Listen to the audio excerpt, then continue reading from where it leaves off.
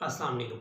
کسی بھی ملک کی ترقی میں خواتین اہم کردار ادا کرتی ہیں، اور اب تو ساری دنیا میں ہی خواتین مختلف شعبوں میں مردوں کے شانہ بشانہ کام کر رہی ہیں۔ لیکن آج کی اس ویڈیو میں ہم خواتین کی سیاست میں شمولیت کے حوالے سے بات کریں گے۔ پاکستانی خواتین کی قابلیت اور ذہانت کسی سے ڈھکی چھپی نہیں۔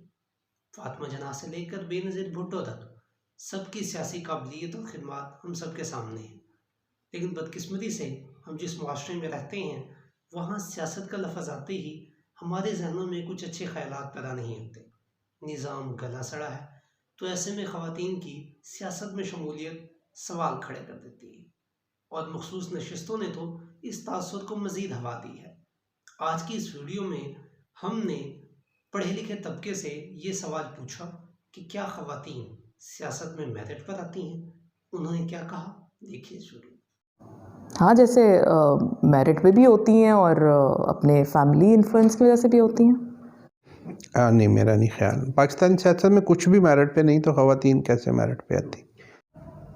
یہ تو آپ دیکھ سکتے ہیں پولیٹیکل پارٹیز میں کہ جس طرح خواتین کو مخصوص نشستوں پہ الیکٹ کروایا جاتا ہے اور کہ ان کو کس قابلیت پہ وہاں پہ رکھا جاتا ہے، تو پولیٹیکل پارٹیز بہتر بنا سکتی ہیں۔ ہمیں تو لگتا ہے کہ پارٹیز ہی نہیں ہیں تو پارٹیز کی سلیکشن بھی ویسے ہی ہوگی۔ پھر میرے خیال میں کوئی بھی چیز میرٹ پہ نہیں ہو رہی۔ فی الحال تو میرڈ ہی ہوتی ہیں، وہ اس پہ آتی ہیں جس سے میرج ہوئی ہو اسی چکر میں آتی ہیں۔ وہ بڑے آدمی سے ہوئی ہوتی ہے، وہ خود نہیں آتے، خاتون کو کر دیتے ہیں۔ بہت کم۔ نہیں، جو مخصوص نشستیں ہیں ان پر صوبائی اسمبلی کی ہوں یا قومی اسمبلی کی ہوں، جو خواتین کے لیے مخصوص نشستیں ہیں ان پر تو بالکل میرٹ پر نہیں آتی۔ اب جو انتخاب کے ذریعے آتی ہیں ظاہر ہے وہ تو اس کو تو ہم کہیں گے ٹھیک آئی ہیں۔ آتی ہوں گی میرٹ پر، لیکن پھر وہ میرٹ پر آ کے اپنا کنوے تو نہیں نا کرتی، پارٹ پلے تو نہیں کر سکتی۔ دیکھیے، یہ ایسا سوال ہے جس کا جواب یس نو میں نہیں ہو سکتا۔ میرٹ پر بھی آتی ہیں اور میرٹ پہ نہیں بھی آتی۔ مجھے تو یہی لگتا ہے کہ سیاست میں آنے کے لیے آپ کو محنت تو کرنی پڑتی ہے، یہ تو ممکن نہیں ہے کہ آپ محنت کیے بغیر۔ ہاں، کوٹا جب آیا تھا تو کافی سارے اس کے اوپر اعتراضات تھے اس طرح سے، لیکن میں اس کے اوپر کوئی کمنٹ نہیں کرنا چاہوں گی، کیونکہ خواتین بھی بہت ایسی ہیں جو بہت لائق ہیں اور میرٹ پر آئیں اور کام کیا، اور کچھ مرد حضرات بھی ہیں جو میرٹ پہ نہیں تھے، تو اس لیے خواتین کو تخصیص کرنا اس میں شاید ٹھیک نہیں ہے۔ ہاں، میں نے تو آج تک ایک ہی خاتون کو میرٹ پر آتے ہوئے دیکھا ہے، اور وہ محترمہ بے نظیر بھٹو تھیں۔ اس کے علاوہ مجھے اور کوئی خاتون جو ہے وہ میرٹ پر نظر نہیں آئی۔ میرٹ پہ نہیں بھی جو آتی نا تو وہ پھر بہت جلدی نا وہ وہاں سے منظرنامے سے ہٹ جاتی ہیں۔ دیکھیے، میں سمجھتا ہوں کہ پاکستانی سیاست میں اور جمہوریت میں یہ جو نامزد خواتین آتی ہیں، جو پارٹیوں کو اختیار دیا گیا ہے کہ وہ اتنے پرسنٹ ریزرو سیٹس پہ آ سکتی ہیں، یہ سب سے بڑی روک بنی ہے باصلاحیت کارکنوں کے آگے آنے میں۔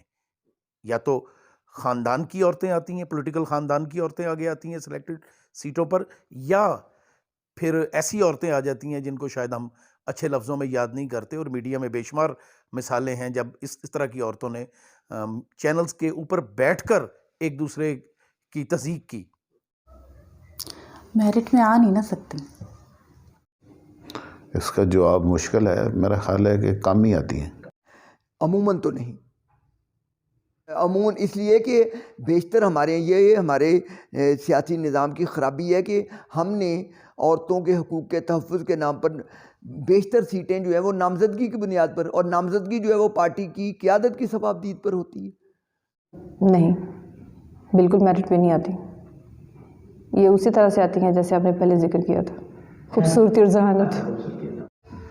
میرا خیال ہے کہ نہیں۔ اس کی وجہ یہ ہے کہ یہاں وہی سیاستدانوں سے ان کی نسبت، رشتہ داری، قربت وہ استعمال ہوتی ہے، یہاں ذہانت کی بنیاد پر لوگ سامنے نہیں آتے۔ گو کہ پاکستان کی سیاست میں چند خواتین کافی نمایاں رہیں، لیکن پھر بھی خواتین کا کردار سیاست میں محدود ہی ہے۔ ضرورت اس امر کی ہے کہ خواتین مخصوص نشستوں پر منتخب ہونے کی بجائے آزادانہ طریقے سے انتخابات میں حصہ لیں اور ملک کی نمائندگی کرتے ہوئے خواتین کے حقیقی مسائل کو حل کریں۔ اگلی ویڈیو تک کے لیے نعمان حیات کو اجازت دیجیے۔ اللہ نگہبان۔